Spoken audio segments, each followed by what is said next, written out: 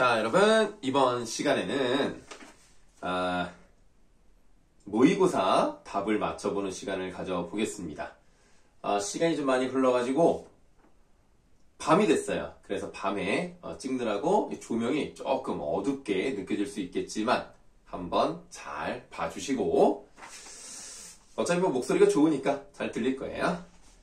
여러분들한테 이제 시간 제한을 좀 드렸습니다. 오늘 이제 10시까지 보내주셔야 되는데 조금 재촉을 했습니다만은 그래도 이 정도면 이제 다 왔다고 생각합니다. 지금까지 안 보내는 사람은 그냥 안 보내는 게 아닐까 싶습니다. 그래서 목요일 밤 10시 이전에 보내주신 학생들 답을 바탕으로 설명을 해드리도록 하겠습니다.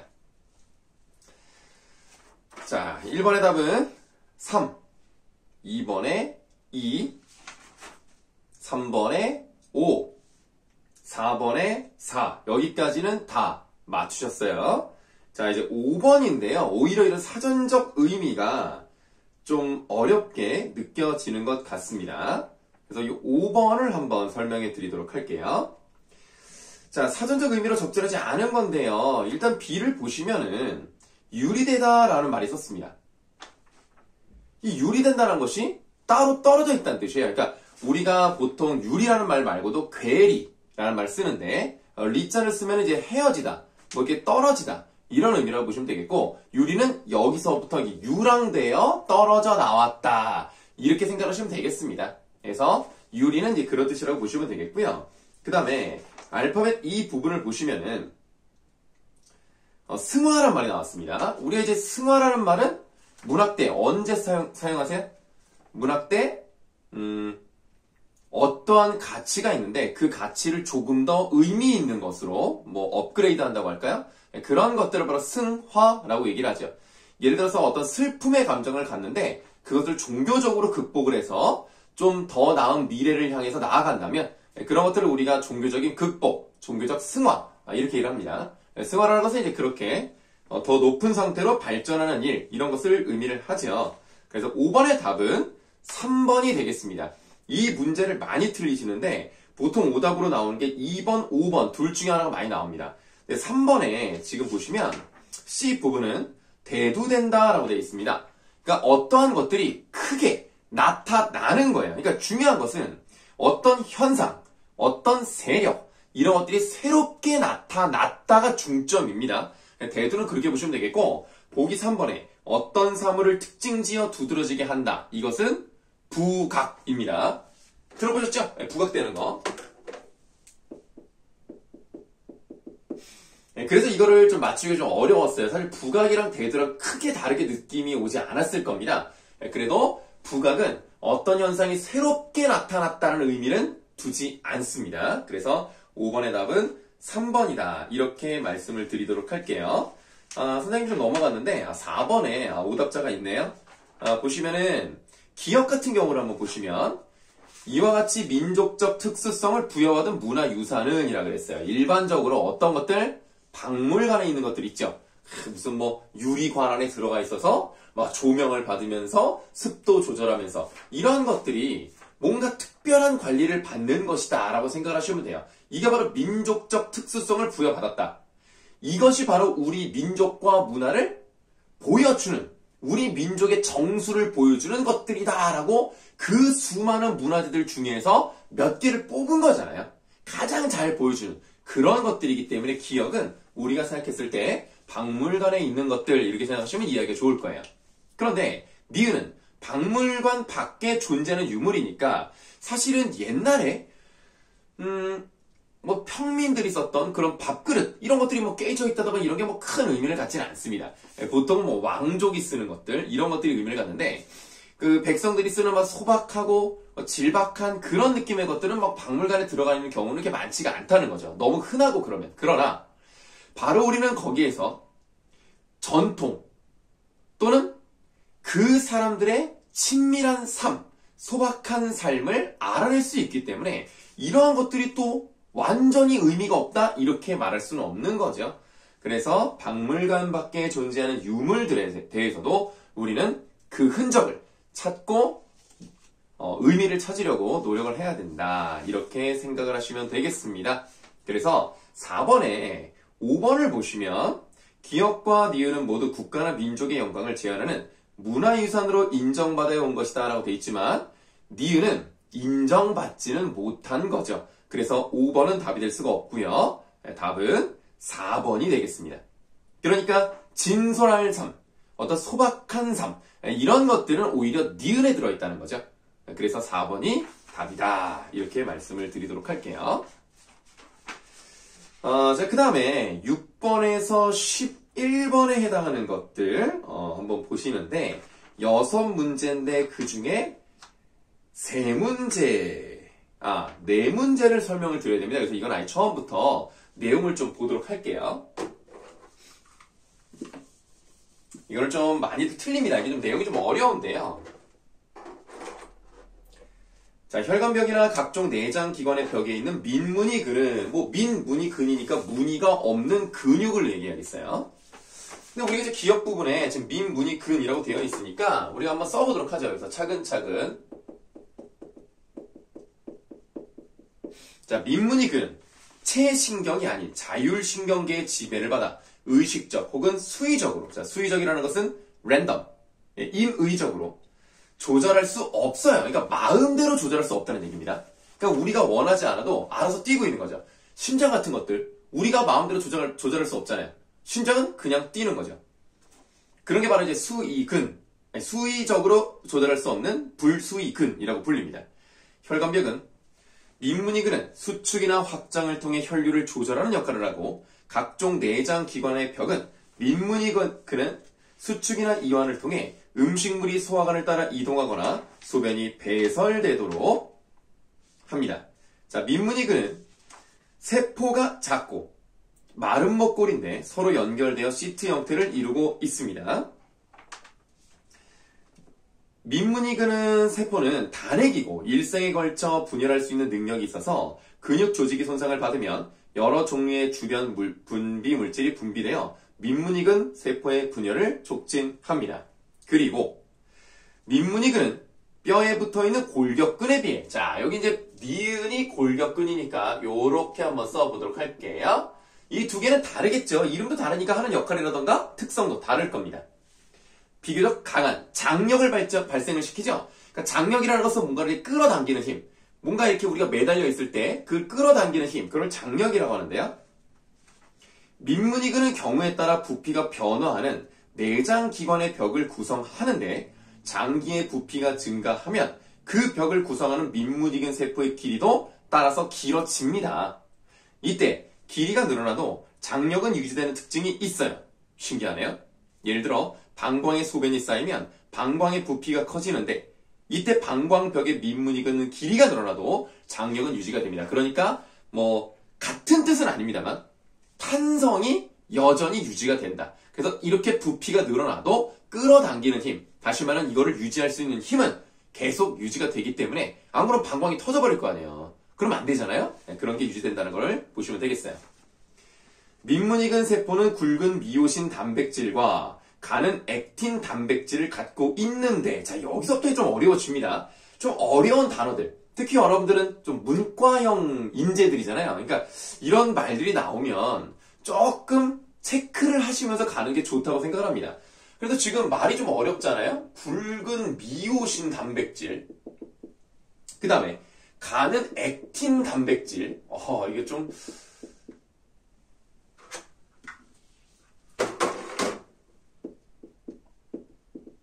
이런 것들이 나왔을 때 좀 생소하니까 체크 한 번씩 하면서 가시면 되겠어요. 민무늬근의 수축은 미오신과 액틴의 결합을 통해 발생합니다. 자, 미오신과 액틴의 결합을 통해서 발생을 해요. 그리고 이 결합은 근세포질의 칼슘 농도에 의해 조절이 됩니다. 자, 그러면 요런 놈들이 결합을 해야 여기서 수축이 일어나는데 이 수축이 되기 위해서는 먼저 뭐가 있어야 된다는 얘기예요? 근세포질의 칼슘 농도.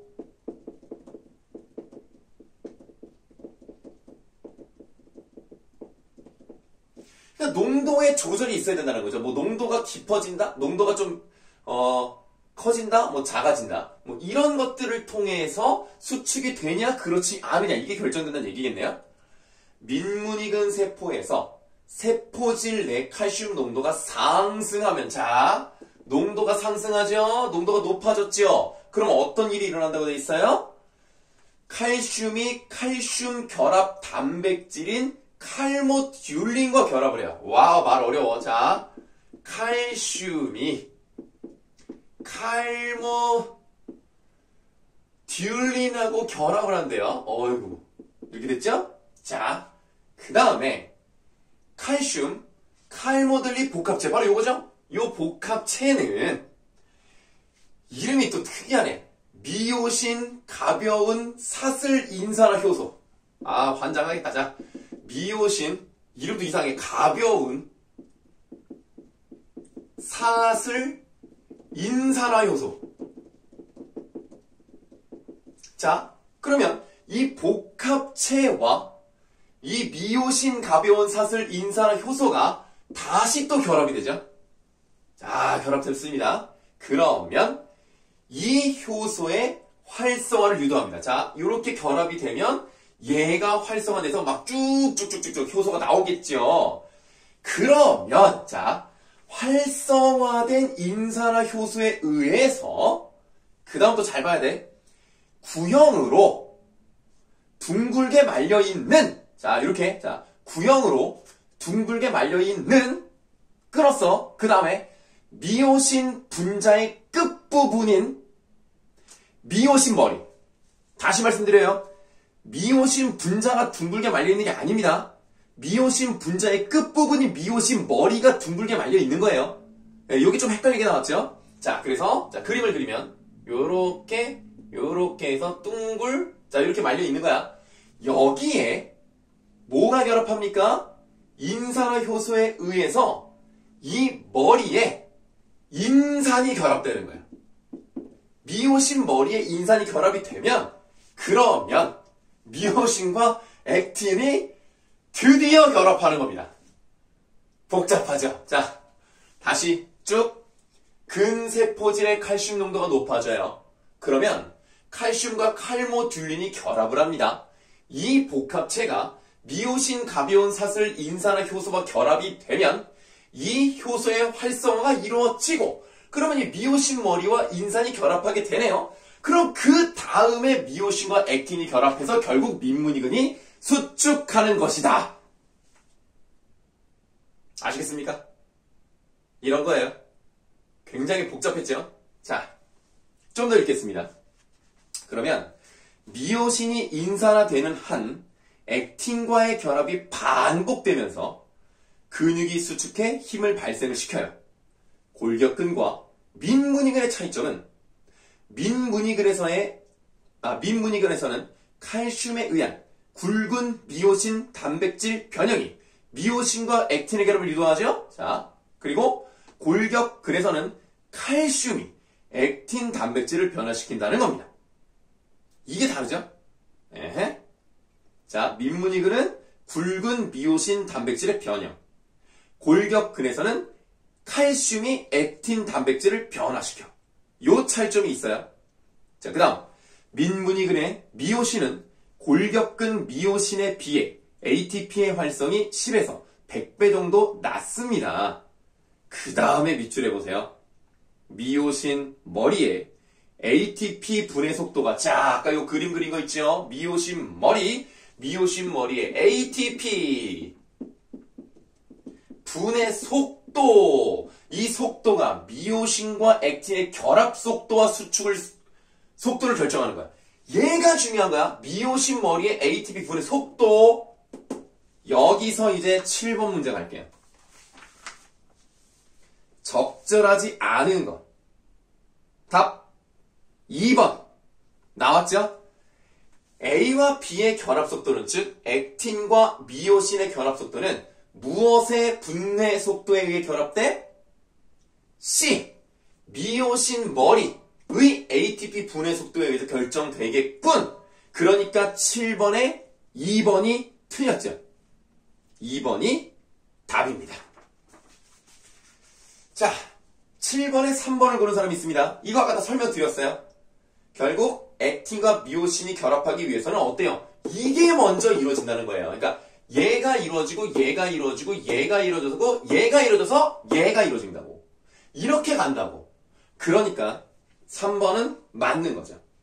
그 다음에 4번도 똑같습니다. 칼슘과 칼모듈린 결합이 있어야 4번을 좀 설명드렸구나. 네, 그렇게 됐고 그 다음에 보기 3번에 C의 인산이 결합하면 그렇죠? C의 인산이 결합하면 A와 B의 결합이 이루어지게끔 결국 3번과 4번은 같은 얘기가 되겠죠. 3번, 4번은 답이 아니고요. 2번이 답이 되겠습니다. 어려웠죠? 자, 그 다음에 쭉 계속 읽어보도록 하겠습니다. 그 다음 문단입니다. 인산이 결합되지 않은 미오신은 액틴과 결합하지 않아요. 수축된 근육을 이완하려면 미오신의 탈인산화가 이루어져야 합니다. 탈인산화는 미오신 가벼운 사슬 인산 분해 효소에 의해 이루어지는데 이 효소는 민문이근에서 항상 일정한 활성을 나타내고 있다. 신경 자극 등에 의해 세포질 칼슘 농도가 상승하면 미오신 가벼운 사슬 인산화 효소의 활성이 증가합니다. 그러면 인산화 효소에 의한 미오신 인산화 과정이 인산 분해 효소에 의한 탈인산화보다 우세해지므로 인산화된 미오신의 양이 증가합니다. 반면 세포질 칼슘 농도가 감소하면 인산화된 미오신의 양이 감소하며 이완이 이루어집니다. 자, 이거 보세요. 여기 지금 무슨 말이 나와 있냐면 이번 문단에 네 번째 줄을 다시 보시겠습니다. 이 효소는 민문이 근에서 항상 일정한 활성을 나타내고 있대요. 아까 인산이 결합하면 결론적으로 수축을 한다니까? 그럼 인산이 떨어져 나가는 걸 뭐라 그래요? 탈인산화라고 하겠죠. 탈인산화가 일어나면 수축이 풀리고 이완이 될 겁니다. 그런데 여기서 신기한 건 뭐예요? 언제나 이루어지고 있대. 그럼 우리가 뭐라고 생각하시면 되겠어요? 언제나 탈인산화가 이루어지고 있는데 만약에 인산화 과정이 더 세지는 거야. 자, 다시 말합니다. 만약에 탈인산화를 마이너스라고 하고요. 인산화를 플러스라고 해볼게요. 그러면 0이라는 것을 기준으로 했을 때 이 탈인산화는 마이너스 쪽으로 간다는 거죠. 그럼 언제나 마이너스 쪽으로 가려고 한단 말이에요, 얘가. 그런데 만약에 마이너스 10 정도가 계속 이루어지고 있는데 인산화가 플러스 30이 돼요. 그럼 결국 플러스 20이 되는 셈이니까 계속 인산화가 이루어지는 거겠죠? 그렇다면 수축이 되고 아무것도 일어나지 않으면 탈인산화가 언제나 마이너스 10 정도가 되는 것이기 때문에 얘는 언제나 이완이 돼 있는 거라고요. 그러니까 어느 것이 정도가 더 크냐 작으냐에 따라서 그 수축과 이완이 결정이 된다는 얘기죠. 그래서 9번의 답은 1번이 되겠죠. 탈인산화 과정이 인산화 과정보다 우세해지기 때문에 그렇게 된다면 이완이 되는 것이고 반대로 인산화 과정이 더 많아진다면 수축이 되는 거겠죠. 그래서 9번의 답 1번이 되겠습니다. 자, 그 다음 민문이 근에는 두 종류의 칼슘 공급이 존재하는데 첫 번째는 근세포질 세망이고 다른 하나는 세포막의 칼슘 통로를 통해 세포로 들어오는 세포 외액 칼슘입니다. 자, 이런 거 한번 써볼게요. 좀 기억하기가 어렵잖아, 이런 것들. 좀 써봐야지. 자, 근세포질 세망. 그러니까 여러분들이 솔직히 문제를 풀면서 이걸 언제 다 쓰고 있습니까? 지금 선생님이 보여주는 것은 여러분들이 머릿속에 이런 과정을 만들어내야 된다는 얘기예요. 물론 여러분들 이걸 다 기억을 못하니까 밑줄을 치든지 간단하게 메모를 하든지 이거 시간 오래 걸렸을 겁니다. 선생님이 원래는 이거 16분짜리로 드리려고 그랬는데 얼마나 풀었는지 잘 모르겠어요. 시간 잘 재면서 푸셨겠죠? 그래서 요런 것들은 여러분들이 표시하시면서 마인드맵을 마음에서 만들란 말이야. 그런 것들을 좀 하기 위해 간단하게 메모를 하시라고요. 16분 안에 풀기 굉장히 어려웠던 문제입니다. 자, 근세포질망. 그 다음에 또 하나는 뭐예요? 세포 외액 칼슘. 네. 자, 민문이근에는 골격근에는 보이지 않는 횡단세관이 존재하지 않고요. 근세포질 세망이 잘 발달되어 있지도 않습니다. 일부의 근세포질 세망은 근세포막 근처에 자리 잡고 있어서 세포막에 활동 전이가 발생되었을 때 칼슘을 방출하기도 합니다. 오, 뭔가 활동 전이란 말이 나왔어요. 뜻은 밑에 나와 있으니까 따로 말씀드리지 않겠습니다. 활동 전이가 발생했을 때 뭐예요? 칼슘을 방출한다는 말이 나왔어요. 자, 그 다음 어떤 민문이근 세포에서는 활동 전이가 없어도 칼슘이 방출될 수 있다. 그러니까 활동 전이가 있어야지만 칼슘을 방출하는 건 아니겠네요. 없는 경우에도 이게 가능할 때가 있네요. 화학적 신호가 세포막 수용체에 결합하면 세포 내 2차 전령의 농도가 높아지는데 이 전령이 세포 내부의 근세포질 세망에서 칼슘 방출을 유도할 수 있습니다. 그런 현상을 이끌어낼 수 있다. 이렇게 할 수 있겠죠? 그런 것을 만들 수 있다? 아, 만드는 거 아닙니다. 방출을 이끌어내는 겁니다. 11번의 답 4번 되겠습니다. 자, 그 다음 세포 외의 칼슘은 근세포막의 통로를 통해 세포 안으로 들어오는데 세포 외의 칼슘 농도가 세포 내액에 비해 훨씬 높으므로 칼슘 통로가 열리면 세포 안으로 칼슘이 이동합니다. 뭐 이런 말이 나타나 있죠. 자, 그 다음에 다음 문단으로 갈게요.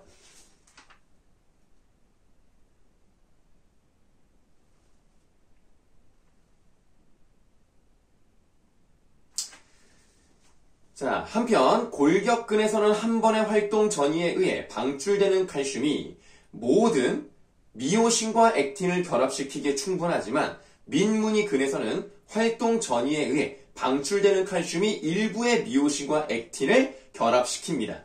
네, 설명이 그대로 나와 있기 때문에 8번의 답은 2번이다. 바로 말씀을 드릴게요. 자, 따라서 민문이근에서는 세포질 칼슘 농도에 따라 장력이 단계적으로 발생한다. 이런 말이 나왔습니다. 그럼 다시 말씀을 드리면 칼슘 농도에 따라 단계적 발생? 그러면 농도가 높아지면 높아질수록 장력이 커진다라고 보는 것도 맞겠네요. 그러니까 그 10번 문제 2번은 맞습니다. 요거는 나와 있어요. 10번에 2번은 나와 있으니까 답이 아니에요. 자, 즉 칼슘 농도가 상승할수록 더 많은 미오신과 액틴이 결합하고 그러니까 미오신과 액틴이 결합하면 수축되는 거 맞다니까. 그러니까 장력이 더 크게 발생할 수 있겠죠. 그러면 근육의 이완을 위해서는 능동적 수송에 의해 근세포질 세망이나 세포 외 액으로 칼슘이 되돌아가야 하는데 민문이근에서는 골격근에 비해 칼슘이 되돌아가는 속도가 현저히 느립니다. 따라서 민문이근에서는 단일 수축이 더 오래, 때로는 수초간 지속이 돼요. 일부 민문이근에서는 외부 자극이 없는 기저상태의 세포질 칼슘 농도만으로도 약간의 미오신과 액틴의 결합이 유지되기도 하는데 이 상태를 민문이근 긴장도라고 합니다. 자, 체신경에서 근육으로 전달되는 전기적 자극에 의해서만 근세포막이 활성화되는 골격근과 달리 민문이근은 세포막에 가해지는 여러 종류의 자극에 대해 다양한 반응을 나타냅니다. 자극의 종류에 따라 어떤 자극은 민문이근의 수축을 유발합니다. 또 어떤 자극은 이완을 초래한다는 거예요. 또한 민문이근의 세포막은 여러 종류의 자극을 동시에 받을 수 있는데요. 결과적으로 자, 이 문제 틀린 사람 있습니다. 결과적으로 민문이근의 수축 정도는 흥분 자극과 억제 자극의 상대적인 강도에 결정된다라는 것은 6번에 3번에 나와 있어요. 3번을 고르시면 안 되는 거였습니다. 여기 그대로 나와 있습니다. 3번 고른 사람이 있어서 말씀을 드렸어요. 그 다음 본문 모든 자극은 세포질의 칼슘 농도를 변화시킴으로써 수축 활동에 영향을 미친다. 어떤 민문이근은 세포막의 탈분극에 반응하여 수축하는 반면 그 다음 밑줄을 보세요. 어떤 민문이근은 세포막 전이의 변화가 없어도 수축이 가능하다고요. 그런데 어떤 애들은 세포막 전이의 변화가 없어도 수축이 가능하대요.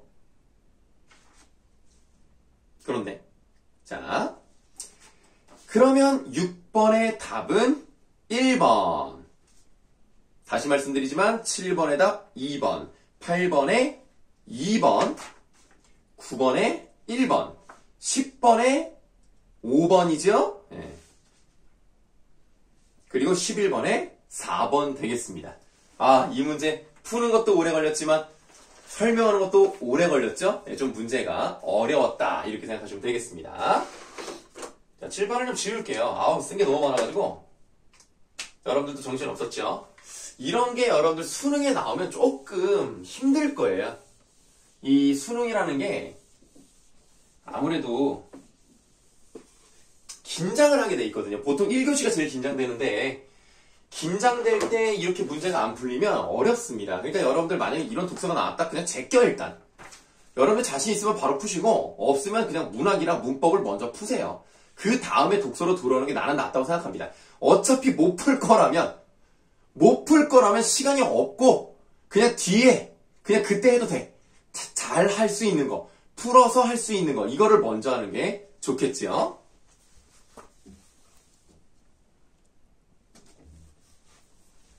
자, 그러면 이제 우리 다음 독서도 만만치 않네요. 네. 5문제를 설명드려야 되겠습니다.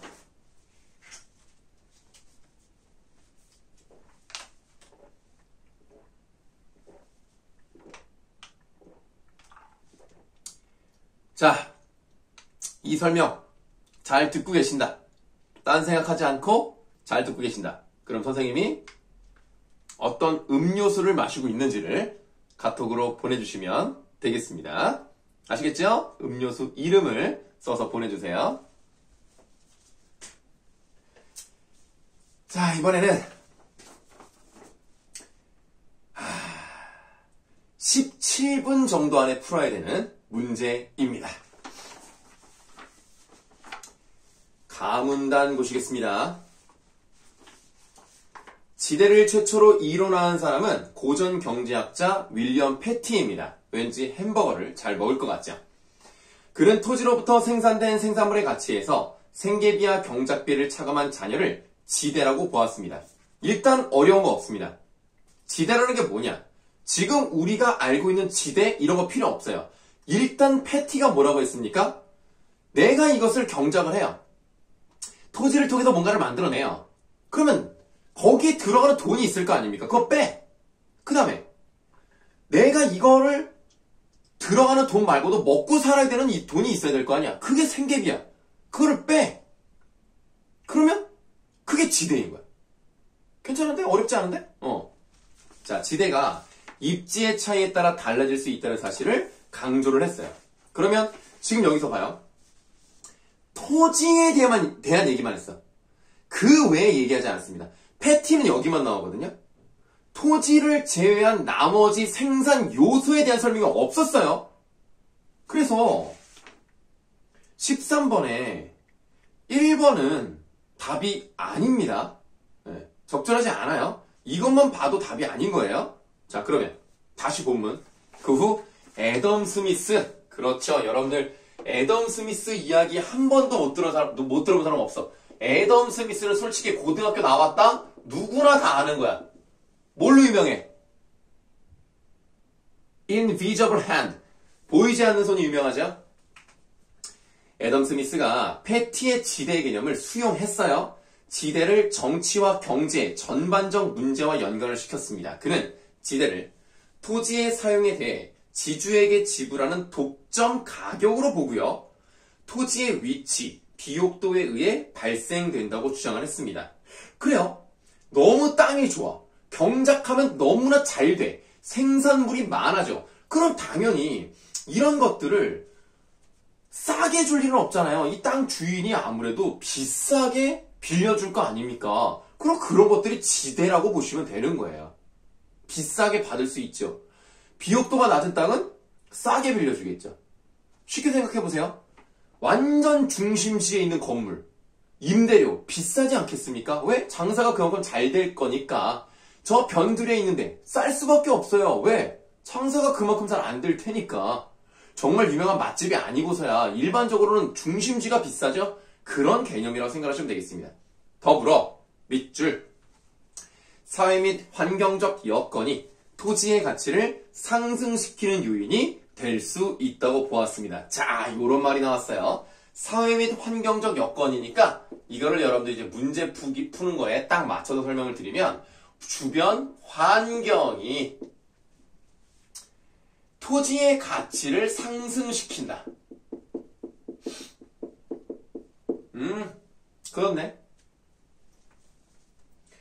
지대이론을 보다 체계적으로 발전시킨 것은 리카도입니다. 자, 이 리카도가 중요한데요. 이 리카도라는 사람이 모의고사, 수능 자주 나옵니다. 그러니까 이 사람이 어떤 이야기를 했는지를 한번 배워두시면 도움이 될 거예요. 자, 이 사람이 어떤 얘기를 하는지에 대해서는 선생님이 읽지 않고 그냥 설명을 드리도록 하겠습니다. 자, 어떤 나라에 A라는 경작지가 있다고 가정을 합시다. 이 리카도의 가정은 그런 거예요. 여기에 들어가는 생산비가 있을 거 아닙니까? 이 생산비가 곧 가격이다. 이렇게 가정을 합니다. 우리가 일반적으로 생각을 할 때는 좀 말이 안 되잖아요. 들어간 돈이 어떻게 가격이 돼? 그럼 이 사람은 돈 한 푼도 못 버는 것과 마찬가지잖아. 그런데 가정을 하는 거예요. 어떤 이론을 만들어낸 거지 이게 현실과 부합한다. 이렇게 생각하시면 안 됩니다. 이런 기본적 가정을 해요. 그래서 A라는 곳에서 경작을 해서 그 나라 사람들이 다 그걸로 쌀을 먹고 밀을 먹고 그래서 살아간다. 이렇게 가정을 하는데 예를 들어서 시간이 오래 지났어요. 한 20년, 30년 지났어요. 인구가 많이 늘어났어요. 뭐 몇백만 명이 늘어났습니다. 그러면 이 A 경작지에서만 경작을 한 것만으로는 안 되겠죠. 그러면 당연히 B라는 곳에 경작지도 드디어 경작을 하기 시작을 할 겁니다. 그러면 A와 B 중에 어떤 게 더 좋았던 땅일까 생각을 해보면 당연히 A가 좋았던 거예요. 왜? 만약에 B가 좋았다? 그럼 처음부터 B에서 농사를 지었겠지. A에서 짓다가 더 많아지니까 그걸 감당하기가 어려워. 그러면 조금 낮은 데라고 하더라도 B를 선택을 해서 농사를 짓겠죠. 그러니까 당연히 제일 좋은 땅이고 얘가 그 다음으로 좋은 땅입니다. 여기서 A라는 데에서 생산비가 5만 원이라고 가정을 하죠. 그러면 A 경작지만 있었을 때는 생산비가 5만 원이니까 가격도 5만 원이었을 겁니다. 쌀이 5만 원에 팔렸다는 얘기예요. 그런데 여기는 아무래도 땅이 A에 비해서 좋지가 않죠. 그러면 여기에는 당연히 생산비가 많이 들어갈 겁니다. 땅을 갈고 자갈을 꺼내고 비료를 치고 더 많이 해야 될 거 아니야. 좋은 땅이 아니었으니까. 그럼 여기 생산비가 얼마예요? 6만 원이 든다고 가정을 하죠. 그러면 이곳과 이곳에서 동시에 나온다 하더라도 쌀값은 얼마가 될 수밖에 없습니까? 생산비와 가격은 같아야 되니까 6만 원이 될 수밖에 없는 거예요. 그러면 이 사람들은 6만 원을 들여서 6만 원을 버는데 이 사람들은 5만 원을 들여서 6만 원을 벌잖아요. 그럼 만 원이 자기한테 오는 거니까 이게 얼마나 좋습니까? 그러면 어떤 사람들은 B에서 경작을 하다가 A라는 쪽에 가면은 더 편리하게 더 쉽게 돈을 벌 수 있는 거야. 그럼 어떤 생각이 들겠어? 이 A 땅 주인에게 지주에게 내가 너한테 1년에 1,000원씩 더 줄게. 1,000원 줄 테니까 나 여기서 농사 짓게 해줘. 그러겠죠? 그럼 지주가 가만히 있어도 1,000원이 자기한테 들어오니까 알았어. 그럼 너 이제부터 여기서 농사 지어. 그러면 이 5만 1,000원이 들인 사람은 얼마를 버는 셈이에요? 9,000원을 버는 셈이죠. 그러니까 여기서 농사 짓고 싶을 거야. 그랬더니 또 다른 사람이 그럼 나는 2,000원을 내고 할래. 그럼 나는 3,000원 내고 할래. 이럴 거 아닙니까? 그럼 점점 올라갈 거 아니에요. 그럼 이 돈이 다 누구한테 들어갑니까? 지주에게 들어가겠죠? 그럼 지주는 좋은 거야. 지주는 이걸 가지고 돈을 버는 거니까. 그래서 결국 어디까지 올라갈 수 있다? 10,000원까지 올라갈 수 있다. 그 10,000원까지 올라가는 이게 바로 뭐에 해당하는 거예요? 지대에 해당이 되는 겁니다. 이 땅 주인에게 얼마를 내고서라도 난 농사를 짓겠다. 이게 바로 지대인 거예요. 그러니까 건물로 생각해 보라니까 저기 변두리에 있으면 사람들이 안 와. 그러면 좀 더 비싼 월세를 내고서라도 들어오려고 할 거 아닙니까? 여기가 장사가 훨씬 잘 되니까 그런 거라고 계산을 하시면 되겠어요. 그래서 결국에는 10,000원이라는 지대가 생긴다. 이러니까 리카도는 뭐라고 본 거예요? 이거는 아무런 노력을 하지 않아도 나에게 들어오는 불로소득과 같다. 그래서 잉여와 같다. 이렇게 표현을 했습니다. 그래서 이거를 뭐라 그러냐면 이것과 이것의 차액을 지대로 내니까 차액 지대론이라는 것을 리카도가 만들어내죠. 그래서 이 리카도의 개념은 이번 문제뿐만 아니라 알아두면 좋은 것이기 때문에 한번 설명을 드려봤습니다. 그 다음에 세 번째 문단으로 가겠습니다. 튀넨입니다. 자, 튀넨은 운송비의 차이에 의해 지대가 발생한다고 주장을 했습니다. 그는 비옥도가 같은 두 토지가 있을 경우 시장에 가까운 토지는 먼 거리에 있는 토지보다 운송비가 비교적 적게 들고 이때 각 지점에서 발생하는 지대는 시장 가격에서 생산비와 운송비를 뺀 것이라고 보았습니다. 이건 별로 어렵지 않네요. 이 사람의 지대는 이 앞에서 말했던 지대랑 또 달라요. 따라서 시장과 가까운 거리에 입지한 지역의 지대가 가장 높으며 시장으로부터 거리가 멀어짐에 따라 지대가 감소한다고 주장을 했어요. 이와 같이 중심 시장으로부터 거리에 따라 운송비가 달라져서 지대가 결정된다는 점에서 입지 지대라고 했습니다. 그러니까 한마디로 자, 튀넨은 그렇게 중요하지 않으니까 얘는 그냥 어떤 교통이라든가 운송 요쪽에 대한 이야기를 하는 거죠.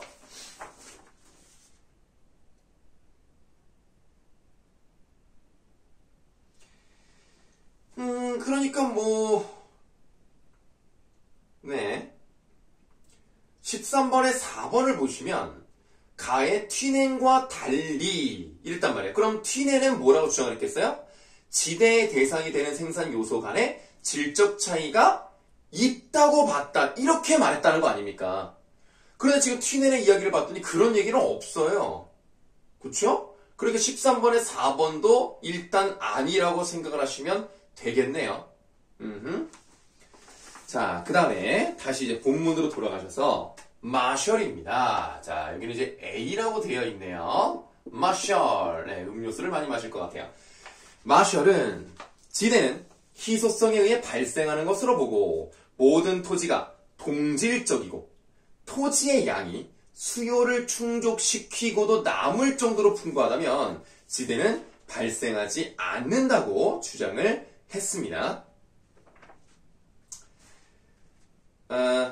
그는 기업의 토지를 사례로 해서 도시 토지에 있어 위치의 중요성을 강조했고요.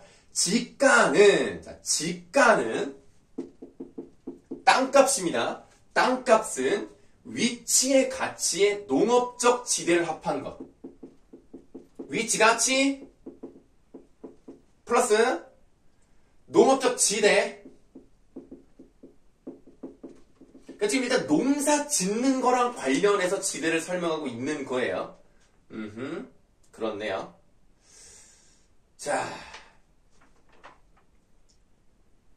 그러면 지금 우리가 이제 마셜에 대해서 지금 보고 있는데 14번을 한번 보도록 하겠습니다.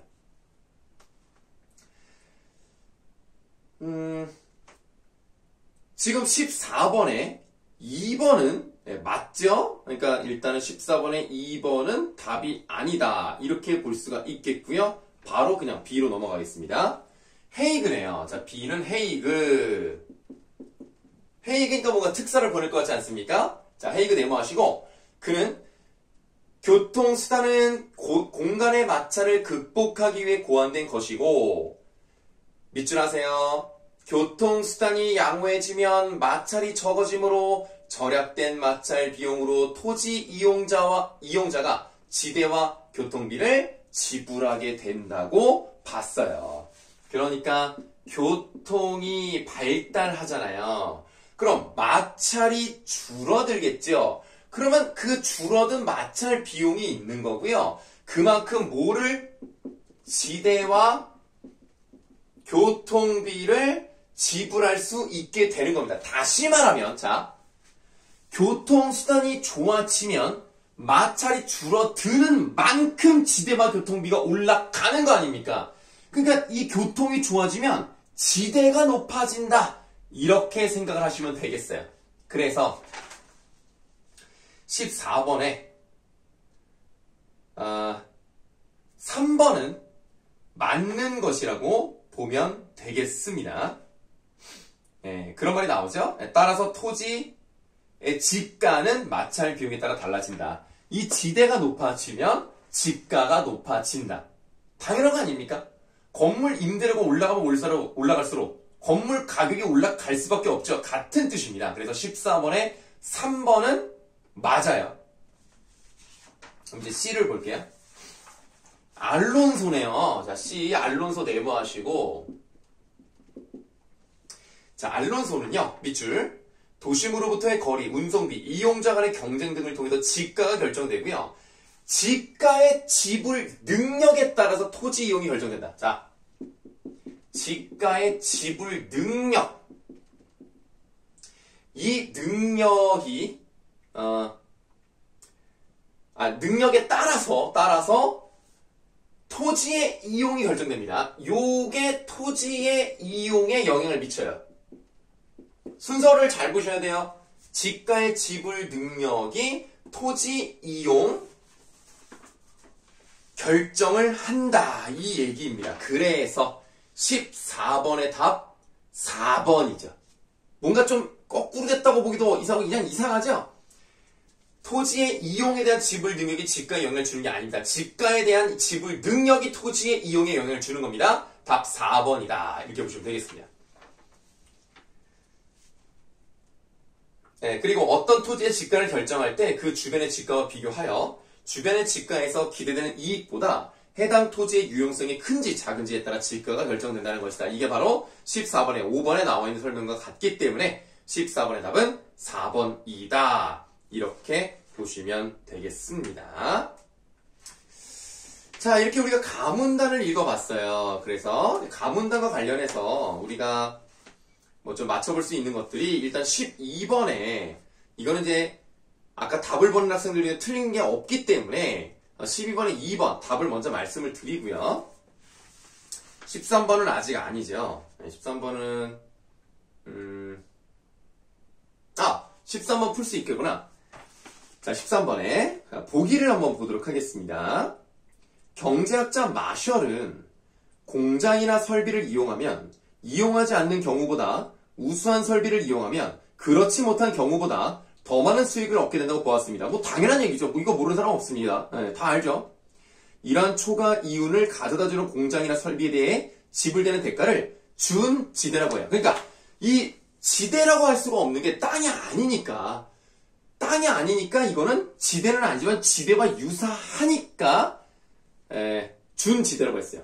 그 다음 준지대는 그 다음 밑줄에 노동의 투여 없이도 주위의 경제적 조건의 변화로 공급이 제한된 경제적 사물의 가격이나 용역의 가격이 상승함으로써 발생되는 이익. 자, 뭐라 그랬습니까? 주변의 경제적 조건의 변화. 그러면 애덤 스미스가 얘기했던 주변 환경이 여기에 영향을 미치는 것처럼 얘도 주변 환경이 변하니까 뭔가 이익이 포함된데 상승이 되니까 그걸 포함하는 게 준지대라는 거야. 그러면 주변 환경이 변화라는 말이 2번이 들어갔으니까 이게 답이 아닐까요? 13번의 답 3번입니다. 13번에 2번 고른 사람이 있어요. 토지의 사용에 대해 소요되는 대가를 가해 스미스는 지대로. 이건 맞아요. 근데 A는 준지대로 보았다. 아닙니다. 준지대는 토지랑 관련이 없습니다. 2번도 답이 아닙니다. 그래서 아까 1번 아니고 4번 아니고 2번 아니고 3번이 답이다. 이렇게 말씀드리겠습니다. 14번도 우리가 했고요. 15번은 틀린 사람이 없어서요. 답 2번입니다. 이거는 뭐 넘어가시고 16번, 17번 이제 이게 문제입니다. 자, 요거는 조금 시간을 아끼기 위해서 이렇게 설명을 드리도록 할게요. 기역 부분에 토지의 한계 생산이라는 말이 나왔습니다. 자, 갑자기 이거 경제 시간이 됐는데요. 아우, 이게 좀 어려워요. 이거 좀 지우고 설명 좀 드릴게요.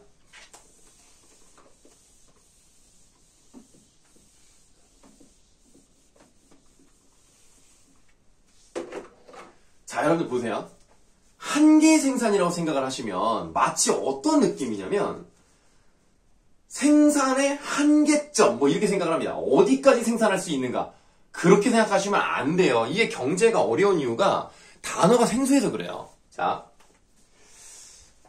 한계 생산이라는 건 뭐냐면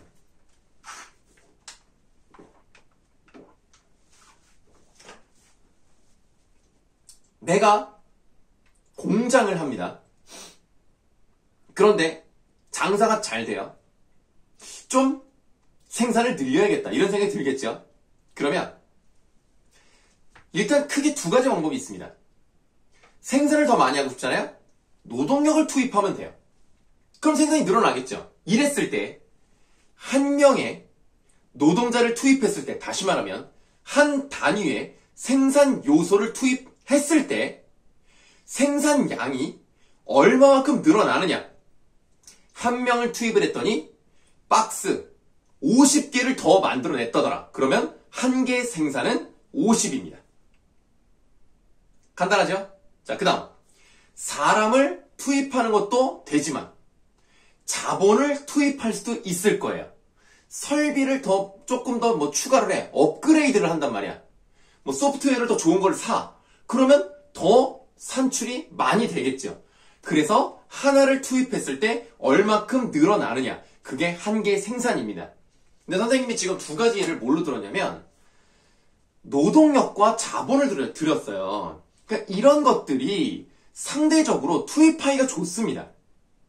그런데 내가 공장을 하는데 공장이 너무 잘 되는데 생산을 늘리고 싶어서 공장 하나를 더 만들고 싶은 거야. 노동력이나 자본에 비해서 땅을 만들어서 공장을 세운다는 거 이거 쉽습니까? 아니요. 시간이 오래 걸린다는 거예요. 토지라는 것을 일단 구해야 돼요. 원료 생산지와 그 다음에 소비지와 가까운 곳에 공장을 만들어야 이득을 볼 거 아니야. 저 멀리 만들어 놓고 운송비가 엄청 많이 들면 만들 필요가 없잖아요. 그러니까 어느 정도 운송비가 절약이 되면서도 기존의 공장과 가까우면서도 관리를 해야 되니까 그런 것들을 만든다? 쉽지가 않다는 얘기입니다. 다시 말하면 자본과 노동력은 쉽게 투입하고 쉽게 빼낼 수 있어요. 사람 넣었다가 빼면 돼요. 돈 넣었다가 빼면 됩니다. 그런데 토지는 어떻습니까? 샀다가 팔았다가 쉽지 않아. 몇 개월, 몇 년 걸린단 말이에요. 그러면 다시 말하면 쉽게 넣었다 뺐다 하기가 어렵기 때문에 탄력적이지가 못하다. 이 얘기입니다. 그래서 쉽게 넣고 쉽게 빼기가 어렵다는 얘기는 이것을 투입했을 때 얼마큼의 생산량이 나오냐를 계산하기가 어렵다는 얘기예요. 그게 한 개의 생산을 생각하기가 어렵다는 뜻입니다. 자, 이해되셨습니까? 그러면 이게 무슨 말이냐? 16번의 답 3번이라는 거죠. 기가 막히지 않습니까? 이 문제가 굉장히 어려웠습니다. 토지 공급이 쉽지 않다. 그래서 한 개 생산을 생각하기가 어렵다. 이 얘기거든요. 이 문제를요. 지금까지 푼 사람 중에 보기 1번을 고른 사람 7명. 예, 여러분들 중에서도 포함입니다. 7명. 그 다음에 4번을 고른 사람 3명. 여러분들 중에도 있죠? 5번을 고른 사람 하나, 둘, 셋, 넷, 다섯, 여섯, 일곱, 여덟, 아홉, 열 1명이 5번을 골랐어요. 오답률이 어마어마합니다. 이거 진짜 너무 어려웠던 문제. 이건 2점짜리가 아니야. 이게 3점짜리야. 이거 문제 배점 잘못 났어. 오히려 15번은 많이 맞춰. 3점짜리가 아니야 이건. 16번에 3번 답이고요. 17번 안타깝게도 틀린 사람이 있어서요. 니은과 가장 가까운 건데요. 아마 이거는 잘못 고른 게 아닐까 싶은데요. 니은이 떨어지면입니다. 생산 요소용 토지의 경우에는 지대가 떨어지면 어떤 가치가 어떤 정도에서 미치지 못하는 것으로 감소. 4번이 답이죠. 예. 보기 3번을 고른 사람이 있습니다. 예, 보통 이거를 틀리면 3번을 많이 고르는데 10원이 떨어졌다는 게 뭐예요? 10원이 남았다. 10원의 이윤이 생겼다. 이런 뜻입니다. 그래서 17번의 답은 4번. 어려웠죠. 야, 지금 독서만 하는데 이렇게 오래 걸렸네요. 이거 뭐 여차하면 다음 주까지 가야 될 것 같습니다. 지금 이제 우리가 17번까지밖에 안 했거든요. 근데 그 뒤에 뭐 문제가 또 많이 남아있는데, 물론 뭐 다 틀린 건 아니지만, 설명하는 좀 오래 걸릴 것 같습니다. 18번에서 21번까지 4문제 중에서 3문제를 설명을 드려야 합니다. 아이고, 이것도 뭐 어마어마하네요. 좀 문제가 좀 깔끔하지 않은 그런 부분도 있습니다만은 한번 설명을 드리도록 하겠습니다. 여러분들 지금 원래는 3교시 수업이 돼야 되는데 오늘 그냥 원컷으로 2교시로 그냥 끝내버릴게요. 오늘 그냥 모의고사 되는 데까지 설명하고 그 다음에 우리가 이제 다음 명절 끝나고 돌아오는 토요일에는 우리가 2단에서 못했던 꽃, 그 다음에 라디오, 그 다음에 여기 이제 뒤에 못한 것들 설명을 드리면 그날도 충분히 할 수 있을 것 같고요. 선생님이 이미 미래엔 문학 3단원 다 공부 끝내놨습니다. 그러니까 뭐 하는 건 어렵지 않아요. 목이 많이 마르네요. 네.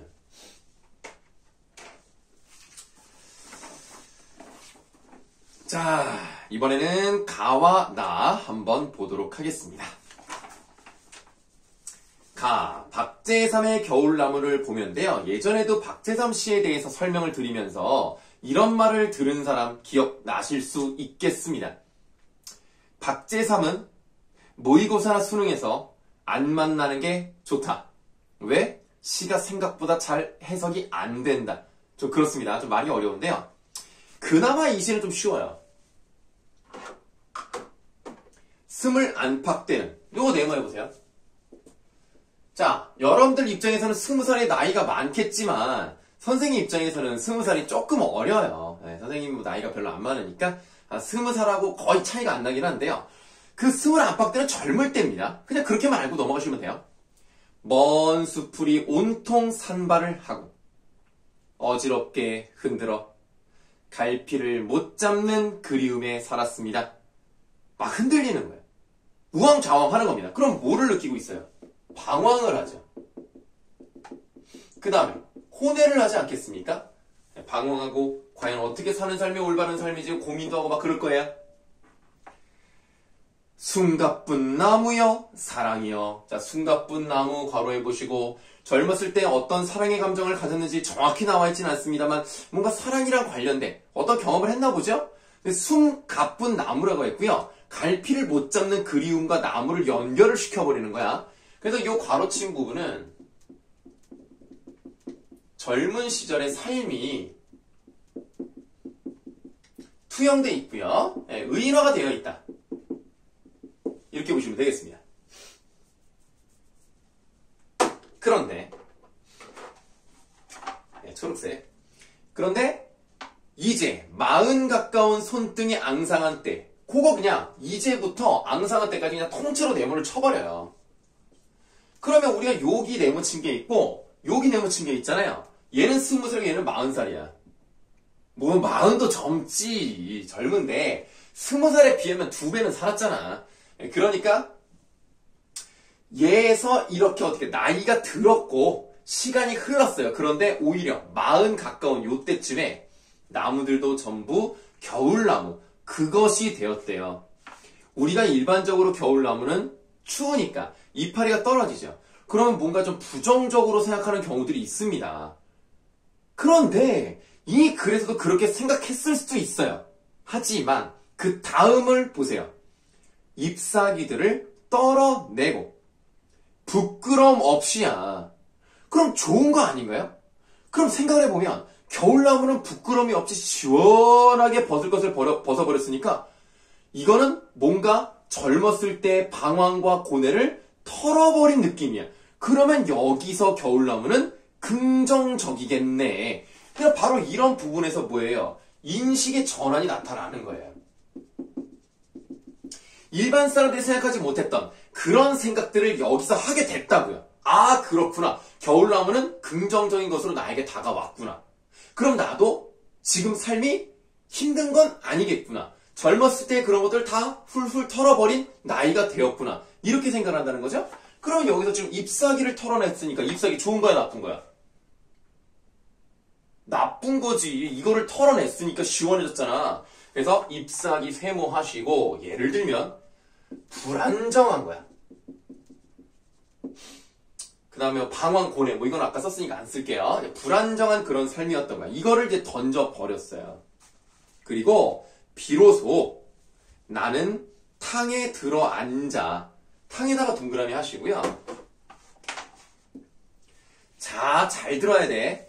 탕에 들어앉았기 때문에 이 겨울나무의 긍정적인 요소를 깨달은 게 아닙니다.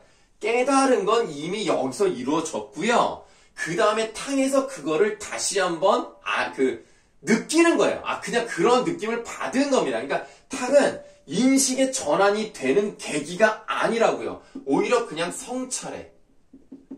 공간. 그렇구나. 라는 것을 알고 쭉 받아들이는 그런 공간일 뿐이에요. 탕 속에 들어갔다고 깨달은 건 아닙니다.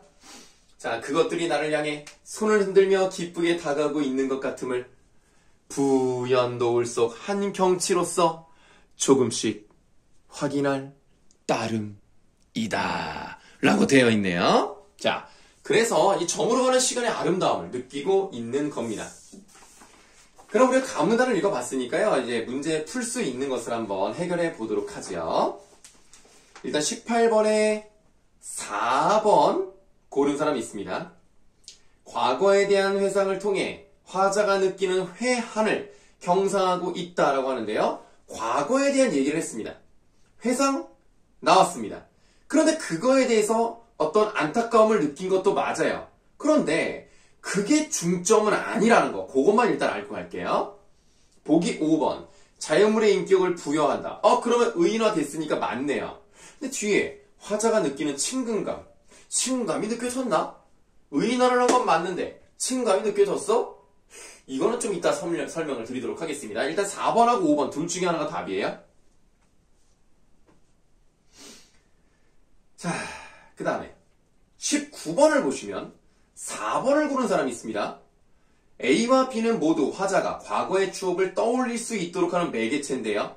겨울나무를 통해서 과거를 떠올리는 것은 아닙니다. 그래서 일단 4번은 답이 아니에요.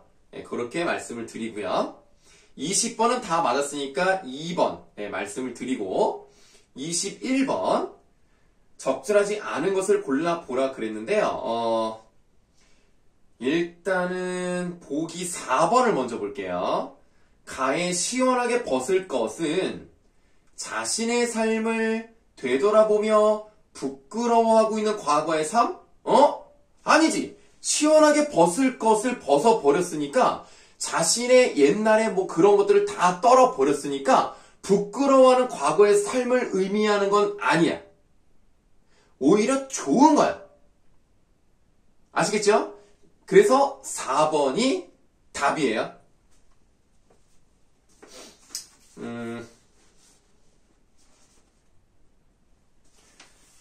21번의 답 4번이고요. 나문단을 한번 보도록 하겠습니다.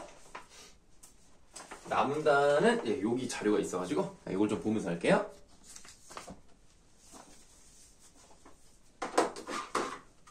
겨울나무와 바람. 여기도 겨울나무가 나왔죠. 어떻게 문제를 또 이렇게 잘 골라냈는지 겨울나무가 공통적으로 나오는 것을 지금 우리가 보고 있습니다. 겨울나무와 바람. 머리채긴 바람들은 머리채긴 바람 괄호하세요.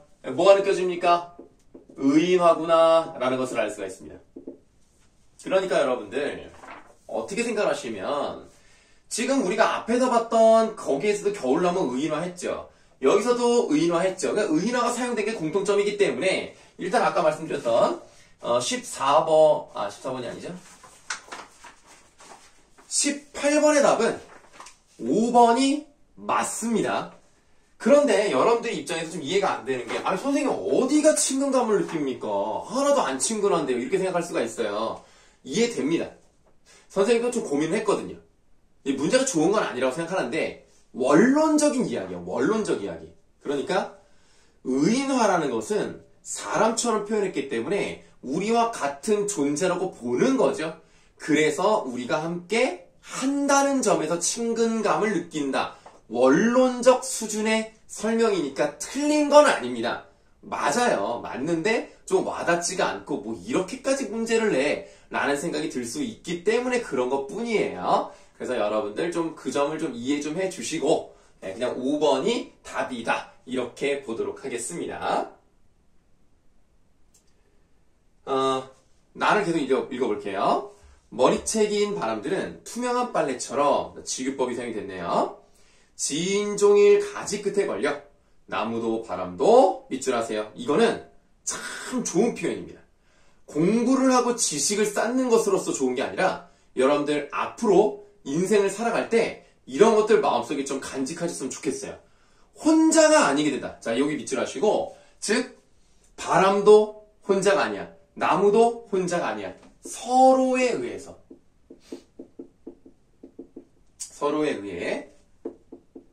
존재가 인식됐고요. 서로 함께 하니까 동행한다. 이렇게 표현을 해보겠습니다. 그래서 이 부분에서 뭔가를 깨달았고요. 그리고 단정적으로 이제 말해버립니다. 혼자는 아니다. 누구도 혼자는 아니다. 나도 아니다. 실상 하늘 아래 외톨이로 서보는 날도 하늘만은 함께 있어주지 않던가. 하늘에다가 동그라미 하시고요. 여기서 말하는 하늘은 스카이 물론 맞습니다. 그러나 여기서 의미하는 하늘은 어떤 것까지도 의미할 수 있을까요? 그렇죠? 우리가 김남조라는 사람이 기독교인인지 아닌지 모른다 하더라도 하늘의 또 다른 의미는 절대자, 신 이런 게 될 수 있겠죠?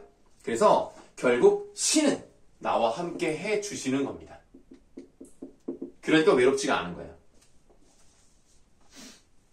삶은 계란이 아니고 삶은 언제나 은총의 돌층계의 어디쯤이다. 사랑도 매양 섭리의 자갈밭의 어디쯤이다. 자, 유사한 문장 구조가 2번 나왔습니다. 이런 걸 잘 보셔야 돼요. 시를 해석을 하실 때 유사한 문장 구조가 나왔다? 그러면 지금 이 두 가지가 유사한 의미를 가질 수 있다. 이거를 아셔야 된다는 거예요. 자, 그러면 삶은 사랑과 연결되겠죠. 돌층계와 자갈밭이 연결되겠죠. 이 돌층계와 자갈밭을요, 통째로 동그라미를 쳐버려요. 그러면 이제 우리가 뭘 하셔야 되느냐. 자갈밭의 이미지를 떠올려 보세요. 자갈밭을 건다고 생각해봐. 쉬워? 아니, 불편해. 신발을 신어도 불편한데 맨발로 걷는다? 와, 미치겠어. 발이 터질 것 같아. 그러면 자갈밭이라고 해서 일반적으로 부정적이야. 그런데 이 삶이라는 것과 사랑이 연결된다는 것처럼 자갈밭과 돌층계도 그러면 유사하다고 볼 수가 있겠어요. 돌층계가 좋은 건가 나쁜 건가 헷갈릴 수 있습니다. 그러나 자갈밭이 좋지 않은 거란 느낌을 딱 받으면 당연히 돌층계도 좋지가 않은 걸 거예요. 뭔가 고통스러운 걸 상징할 거야. 그런데 자갈밭 돌층계가 단순히 나쁘지 않다는 걸 어떻게 알 수가 있냐면 앞에 수식한 말을 보세요. 관형어를 봤더니 은총에, 그럼 은총이 나쁜 거야? 좋은 거잖아. 은총 받으면 좋은 거 아니에요? 이런 은총의 돌층계, 섭리의 자갈밭이라면 이런 것들은 힘든 건 맞지만 결과적으로 우리에게 도움이 되는 걸 거야. 섭리란 말이 나왔어요. 언제 쓰는 말이에요? 자연의 섭리, 신의 섭리, 뭔가 우리가 살고 있는 그런 세계를 뛰어넘는 어떤 큰 계획 같은 거라고 볼까요? 그런 큰 계획 속에 있는 자갈밭이니까 결국 우리의 고통은 다 누가 준비해 놓으셨던 거야? 신께서 준비해 놓으셨던 거죠. 그러니까 우리는 고통을 고통으로만 생각하면 안 돼. 그 고통을 통해서 우리의 영혼이 성숙해지는 걸 느낄 수 있는 거야. 그래서 이거를 동그라미 쳐본 겁니다. 정리해서 씁시다. 신이 계획하고 마련한 아름다운 고통입니다. 그 고통이라는 것을 눈에 보이는 돌층계와 자갈밭으로 시각화를 했다는 점. 이 시에서 여기가 제일 마음에 들어요. 여기 너무 잘 썼어요, 여기가. 진짜 너무 좋고요.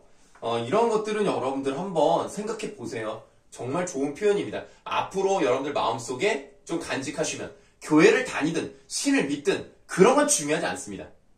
여러분들이 어떤 마음가짐을 가지고 살아갈 수 있느냐.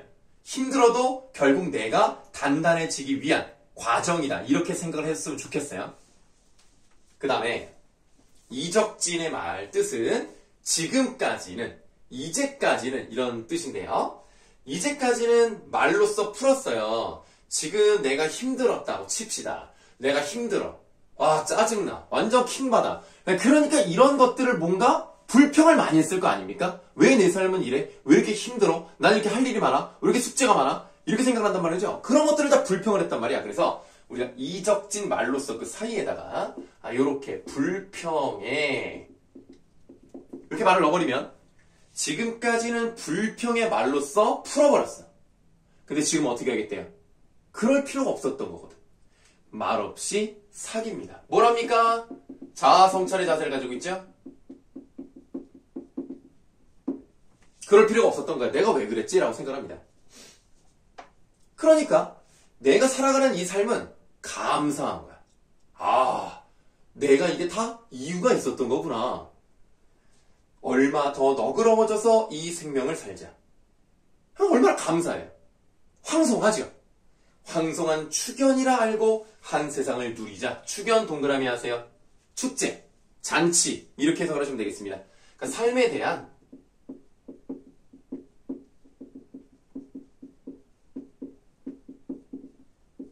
긍정적인 자세가 나왔다. 이렇게 보시면 돼요. 황송한 축연이라 알고 한 세상을 누리자. 여기까지는 시가 상당히 좋았어요. 너무너무 좋았어요. 근데 그 다음 연이 좀 말아먹는데 이게 너무 안타까운데 이 마지막을 안 보고 문제를 푼 학생들도 있어요. 근데 이 오른쪽 페이지에 있다 보니까 이제 모르고 막 풀었는데 이 부분은 필기 안 해도 되고요. 그냥 듣기만 하세요. 이거는 내가 진짜 너무 안타까워. 아까 여기서 그냥 시가 끝났으면 더 좋았을 건데. 자, 이게 말이 어렵습니다. 새해 눈시울. 겨울이니까 눈이 내리니까 새해가 된 거예요. 이제 1월이 됐어요. 새해 눈시울이, 자, 눈에서 이제 눈물이 막 흘러요. 순수의 얼음꽃이 막 흘러요. 그리고 그게 다시 하늘로 올라갑니다. 눈물이 하늘로 올라간다는 말은 물리적으로 보시면 안 돼요. 뭐라고 보시느냐? 내가 깨달음의 눈물을 얻은 거죠. 그러니까 내가 삶은 이런 거 너무나 감사합니다. 줄줄줄 그렇군요. 뚝뚝뚝 그런 마음의 깨달음이 신에게 전해진다 이렇게 생각합시다. 그래서 순수의 얼음꽃이 승천했고 그 승천한 눈물들이 다시 땅에 떨어져요. 내가 깨달음을 통해서 신에게 그 마음이 전달이 됐고 신이 다시 나에게 은총을 내린다. 이런 느낌으로 받으시면 되겠습니다. 아시겠죠? 조금 너무 기독교적인 느낌이 좀 강합니다. 이 마지막에 마음에 안 들지만 그 앞에 있는 걸로 여러분들 잘 기억을 해두시면 되겠습니다. 자, 그러면 18번 아까 5번이라고 말씀을 드렸는데요. 지금 보기 4번을 보시면 과거에 대한 회상을 통해 화자가 느끼는 회한을 형성하고 있는 것은 중심이 아닙니다. 이게 중요한 게 아니에요. 그래서 이 사람이 회한을 느낀다? 이게 아니라니까. 그러니까 4번은 중요하지 않습니다. 그리고 4번은 적절하지 않아요. 5번이 가장 적절합니다. 19번에 5번이죠? 겨울나무에 대해서 지금까지 보통 사람들이 생각할 만한 그런 것을 뛰어넘어 버렸네요. 그래서 19번에 5번이 답이 되겠습니다. 과거의 추억과는 직접 관련이 없고요. 20번에 2번이었고요. 21번을 보세요. 보기 2번을 고른 사람이 있어서 설명을 드립니다. 나의 화자가 삶을 은총의 돌층계, 섭리의 자갈밭에 어디쯤이라고 인식한 것은 인생의 경험을 통해 얻게 된 깨달음이라고 볼 수 굿. 맞죠? 너무너무 잘 맞죠? 그래서 21번에 2번은 답이 아닙니다. 4번이 답입니다.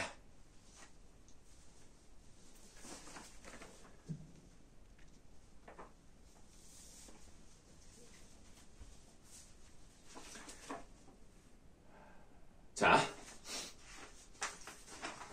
이번에는 22번에서 26번에 해당하는 부분을 설명을 드려야 되는데요.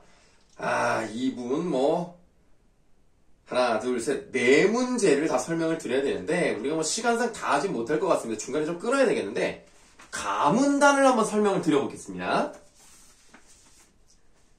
춘삼월 좋은 시절 원수대에 올라가니. 자, 우리가 대라는 말이 나왔어요.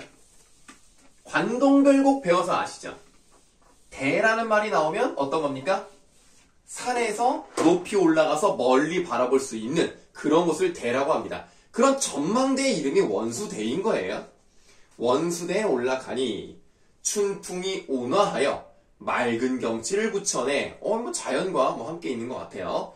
빼곡한 숲풀은 붉은 비단되어 있고 눈 같은 파도는 하늘을 끝을 삼아 솟구쳐 올랐다가 대 앞에 무너지니라고 되어 있습니다. 춘삼월 좋은 시절이니까 이 숲풀이 붉은 비단으로 되어 있다는 것은 단풍은 아니겠네요. 그럼 봄에 붉은 건 뭐겠습니까?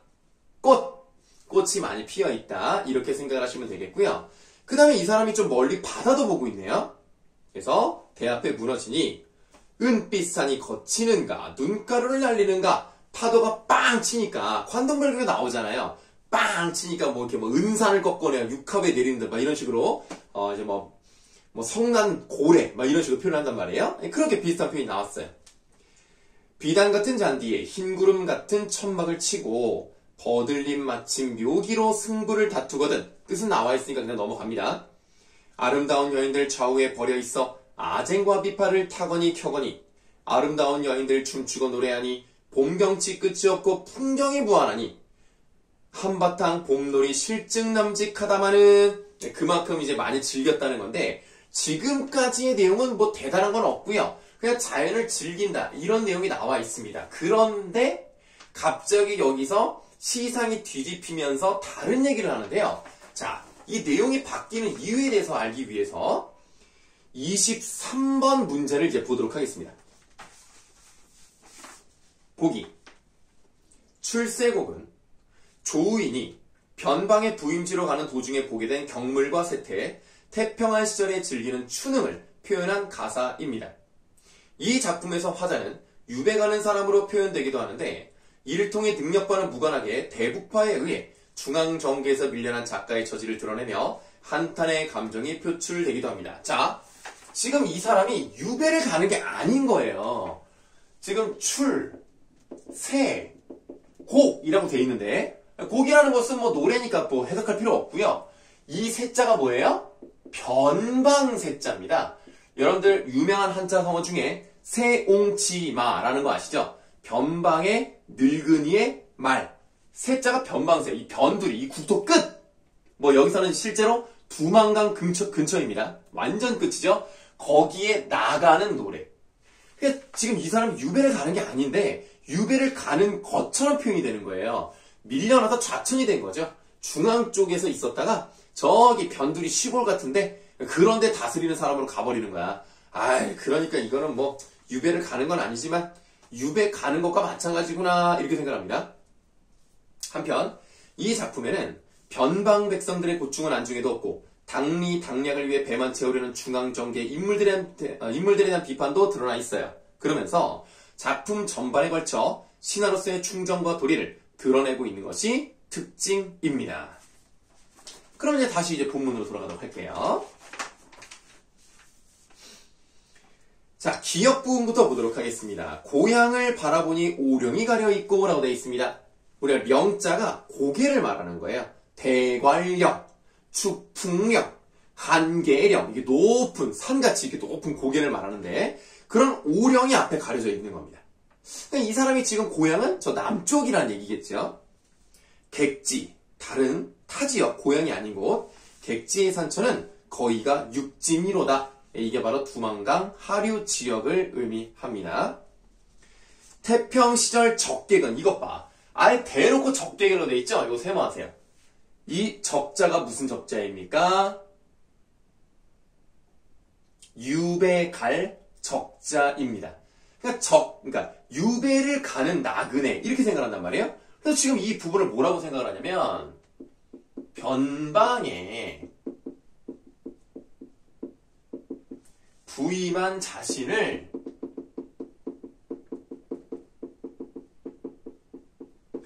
귀양살이 간다고 인식을 해요.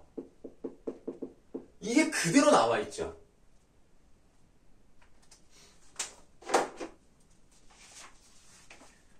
태평시절의 적객은 곳곳마다 군은 이로되 자 내가 이제 나그네로 떠나갑니다. 그러나 임금이 나쁘다고는 얘기는 안 해요. 그래도 임금이 다스리는 이 시대가 되게 좋다 이렇게 표현을 합니다. 곳곳마다 군은 임금의 은혜로되 대궐에서 멀어짐을 누가 아니 슬퍼하며 이게 자꾸 관동별과랑 비슷한 느낌이 자꾸 드는데요. 대궐에서 멀어진다는 건 누구에게서 멀어진다는 얘기야? 임금에게서 멀어진다는 얘기죠. 그래서 뭐라고 해요? 임금을 그리워하는 거 뭐라 그럽니까? 연군지정. 그래, 찬민아. 잘 알겠지? 이거 연군지정 기억나지? 그래. 훌륭한 학생이니까 잘 알 거야. 다음. 니은. 대궐로 돌아감을 어떻게 기약할까? 야, 이거 내가 돌아갈 수는 있는 거야? 이거 약속받을 수 있나? 그래서 뭐가 사용됐어요? 설의법을 사용해서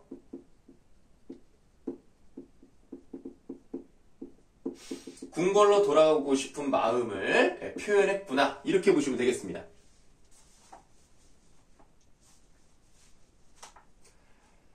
평생 품은 뜻이 전혀 없다고 할까마는 시운의 탓인가 운명에 매였는가. 이것 봐. 이 고전의 어떤 기본적인 클리셰가 계속 나오지 않아요? 지금 운명이 그렇게 나를 만들었다. 그러니까 뭐가 나타났어?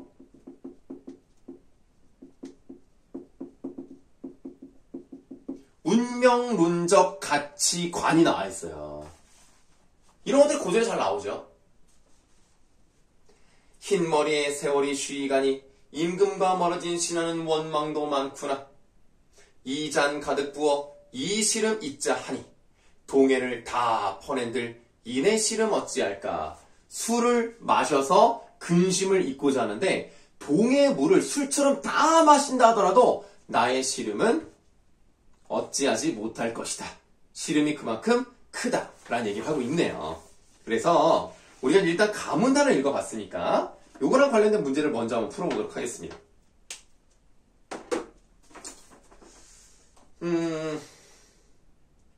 22번에요. 공통점을 골라보라 그랬는데요. 지금 이 글에서는, 이 가에서는 공간의 이동이 잘 나타나지 않습니다. 그러니까 어디를 갔냐면 원수대에 올라갔다라는 거 말고는 다른 데는 어디를 갔다라는 게 구체적으로 잘 드러나지가 않아요. 그래서 빈번한 공간 이동은 나오지 않았다. 이렇게 보겠습니다. 그래서 22번에 2번은 답이 아니고요. 먼저 답부터 말씀드리면 5번이 답이 되겠습니다. 물음을 던지는 방식, 서리법이 사용됐죠? 그래서 자신의 말하고자 하는 것들을 전달하고 있구나. 이렇게 보시면 되겠습니다. 그 다음에 23번 적절하지 않은 건데요. 보기 4번부터 보시겠습니다. 화자가 임금과 멀어진 신하는 원망도 많다고 말한 것은 중앙정계의 대북파에 대한 비판을 직접 드러낸 것으로 볼 수 있겠군. 아니죠, 여러분들. 이 원망이 많다라는 것은 내 처지가 이렇게 되다니 어떻게 이럴 수가 있느냐라고 하는 거죠. 그리고 만약에 대북파에 대한 비판이라고 하더라도요. 누구를 원망하는지에 대해서 나타나지 않았기 때문에 직접 드러내고 있다고 말하기 어렵습니다. 4번이 답이다. 이렇게 보시면 되겠고요.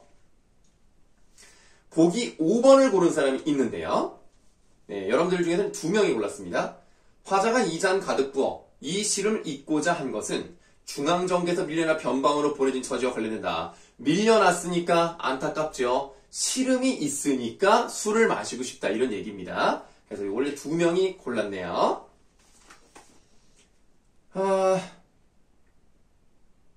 25번은 지금 풀기가 어렵죠? 다만 1번과 2번은 답이 아니다. 이렇게만 말씀을 드리도록 하겠습니다.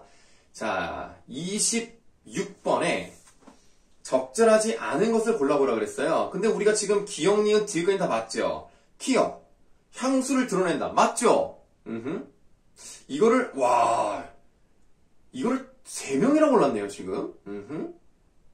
이거 맞습니다. 네. 다음, 2번을 고른 사람도 있어요. 임금 있는 대궐로 귀환하고 싶다. 연군 지정 나타내면서 돌아가고 싶다. 이런 얘기 나오죠. 그 다음,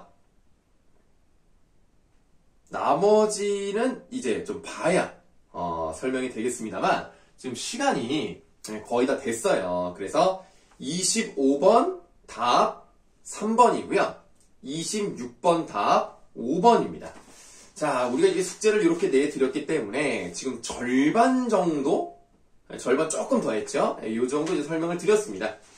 뒷부분은 여러분들 시간이 오늘 좀 많이 됐기 때문에 다음 주에 만나서 수업을 할 때 하도록 하고요.